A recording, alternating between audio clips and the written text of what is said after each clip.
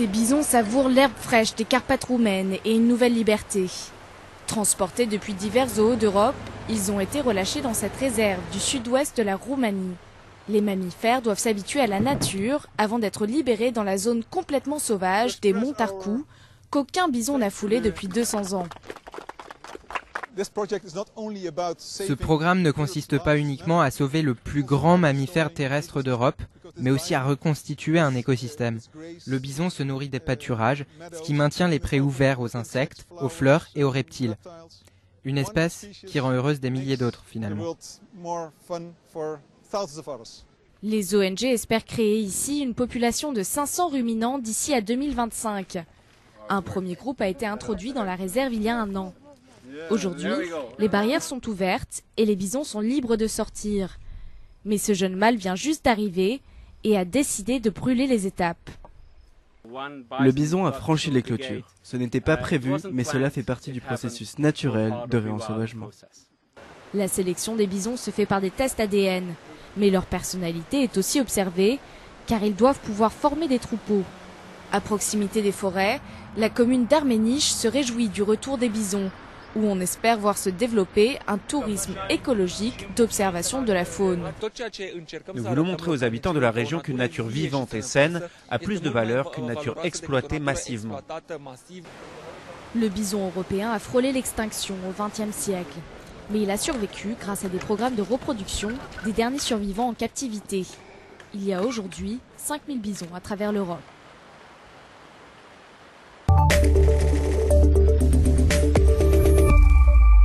Dans les montagnes marocaines de Sidi Ifni, Aïssa Derem vient visiter une installation peu commune. De larges filets, plantés dans la roche comme une toile d'araignée, qui attrapent les minuscules gouttes d'eau du brouillard et les transforment en eau liquide. Une aubaine dans cette région semi-aride où ouvrir un robinet d'eau courante n'était qu'une utopie. Ce projet résout énormément de problèmes en termes d'eau pour les gens. Parce que les gens avant devaient aller dans des puits qui pouvaient être très loin de là où ils sont. Et si en plus il y a de la sécheresse, il y a tellement peu d'eau, ça peut leur prendre jusqu'à 3 heures, 3 heures et demie par jour, et encore il faut qu'ils trouvent de l'eau. Et c'est les femmes et les enfants qui font cela. La région est souvent couverte de brouillard grâce aux montagnes qui bloquent les nuages. Et grâce à ce système lancé le 21 mars dernier, le village ne craint plus les pénuries d'eau. J'allais à Dodane pendant une demi-heure avec 2 bidons pour chercher de l'eau dans un puits. Et je faisais ça 4 fois par jour. Chaque bidon faisait 20 litres. À 4 reprises, ça fait 160 litres par jour. Et ce n'est pas suffisant, on a du bétail en plus. Pour les habitants, c'est donc surtout un énorme gain de temps. Nous avons toujours rapporté l'eau sur les ânes, mais aujourd'hui on peut aller à l'école grâce au temps gagné. Nous avons des robinets à la maison maintenant. Les habitants doivent payer 2 € de cotisation, mais d'après l'association chargée du projet, l'eau de brouillard coûte 3 fois moins cher que l'eau des puits, et elle rêve désormais d'étendre ses filets à toute la montagne marocaine.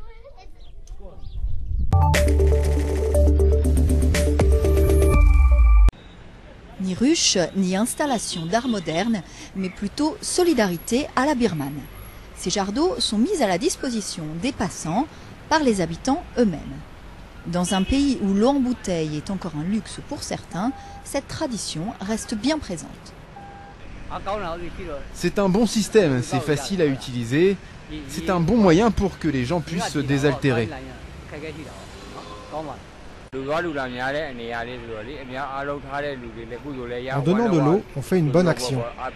Les gens peuvent boire cette eau quand ils ont soif. Mais depuis l'ouverture de l'ancien État paria, le marché de l'eau en bouteille s'est fortement développé. Il est encore peu régulé et plusieurs dizaines de petites marques locales ont été récemment interdites après des inspections sanitaires. Restent aujourd'hui les plus gros acteurs.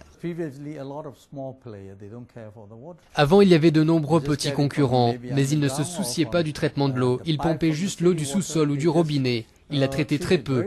Comme j'ai l'expérience de ce qui se fait à l'étranger, je sais que la qualité a un impact sanitaire sur la population. Au-delà, c'est tout le système d'eau du robinet qui doit être remis en état après des décennies de négligence sous la junte militaire. Dans la capitale économique birmane, c'est une entreprise française qui planifie la réhabilitation des milliers de kilomètres du réseau.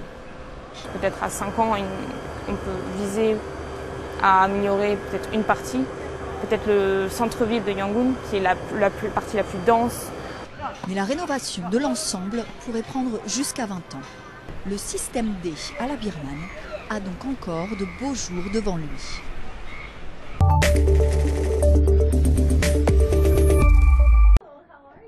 Elles se rencontrent pour la première fois. Pourtant, des milliers de kilomètres séparent Linda de Maya. L'une vit à Washington DC et l'autre à Téhéran. Aujourd'hui, elles font connaissance grâce à Portal, une initiative qui connecte différentes villes en visioconférence. Pour l'instant, 3 villes sont reliées aux États-Unis: Herat, Téhéran et La Havane. Des rencontres qui ont lieu à l'intérieur de containers comme celui-ci. Portal est un réseau global et interconnecté de containers dorés qui vous donne l'impression d'être dans la même pièce qu'une autre personne. Le but est de prendre un objet du quotidien, comme un container, et de lui donner du sens, un sens presque sacré. Amar Bakshi est à l'origine de ce projet. Ancien journaliste, l'idée lui est venue après des rencontres quotidiennes avec des inconnus. Une fois le premier portail installé dans son studio new-yorkais, il ouvre rapidement une connexion avec l'Iran, puis viennent l'Afghanistan et tout récemment Cuba. Cuba a été le plus difficile à cause d'Internet. Beaucoup de gens voulaient s'impliquer, voulaient accueillir leurs conteneurs, mais ils n'avaient pas les infrastructures nécessaires. Mais aujourd'hui, la communication est bien établie et pour certains Américains, c'est une occasion unique d'échanger avec leurs voisins cubains. Je ne connais aucun Cubain qui habite à Cuba et je n'ai jamais parlé à quelqu'un qui vient de là-bas.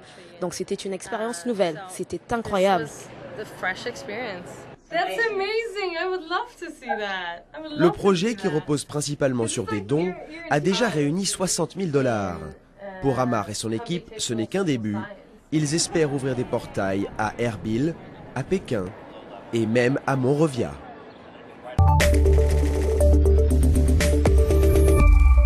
La Palestine est notre pays, annonce clairement cette pancarte.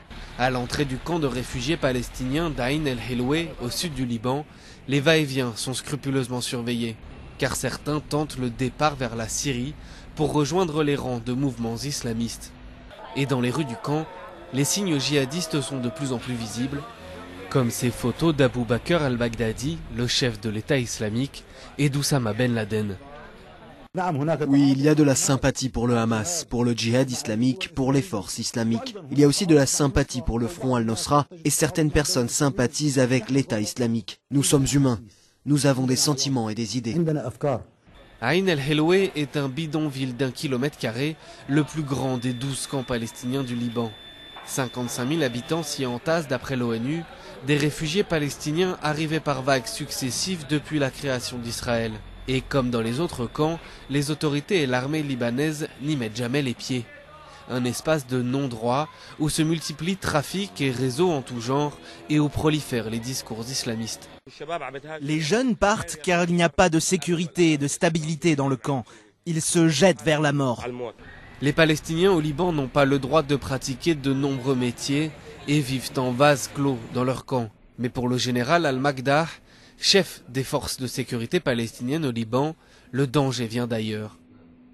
Le nombre de Palestiniens partis en Syrie depuis le Liban depuis 4 ans ne dépasse pas 52 personnes, comparé aux milliers de ceux partis depuis la France, l'Europe ou les États-Unis. La destination naturelle des Palestiniens, c'est la Palestine, pas la Syrie ou le Liban. L'âge de ceux qui sont partis ne dépasse pas 16 ou 18 ans et la plupart ne sont jamais revenus.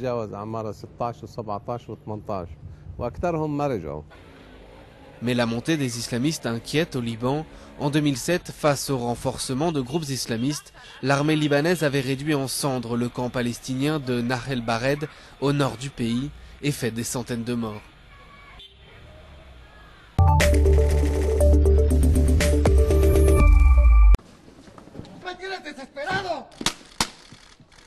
Un meurtre, une explosion, suivie d'une course-poursuite. Mais ici tout est simulé. Pueblo Táctico est un village reconstitué où les policiers s'entraînent à combattre de faux trafiquants de drogue et de faux criminels.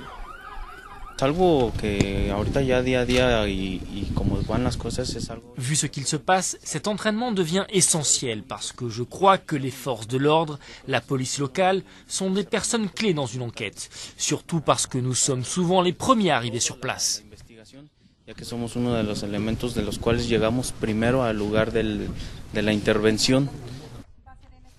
L'école a été créée il y a 3 ans pour enseigner des méthodes d'interpellation et des techniques d'investigation de scènes de crime. Ici, les officiers apprennent à détecter la présence de sang avec des ultraviolets. Ce genre d'expertise devient indispensable pour les enquêtes puisque le système judiciaire mexicain requiert désormais davantage de preuves formelles.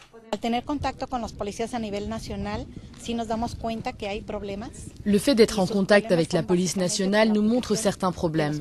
Le principal est l'application de méthodes et techniques médico-légales pour tout type de crime. Les États-Unis ont contribué à financer cette école pour rendre plus professionnelle la lutte contre le trafic de drogue à la frontière. Mais selon les autorités américaines, ça ne suffira pas à changer en profondeur cette institution, souvent accusée d'être corrompue et de commettre des bavures. Récemment, la parole de la police a été mise en doute après la mort de 42 narcos présumés lors d'une fusillade qui n'a fait qu'un seul mort du côté des forces de l'ordre. La formation, toutes sortes de formations, représente un effort sur le long terme.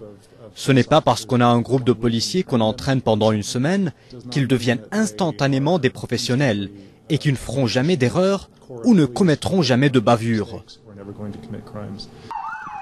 Quelques 16 000 policiers ont été formés ici, une minorité par rapport au nombre total d'agents mexicains. Et le plus grand défi à relever reste de réussir à rétablir la confiance des habitants dans la police.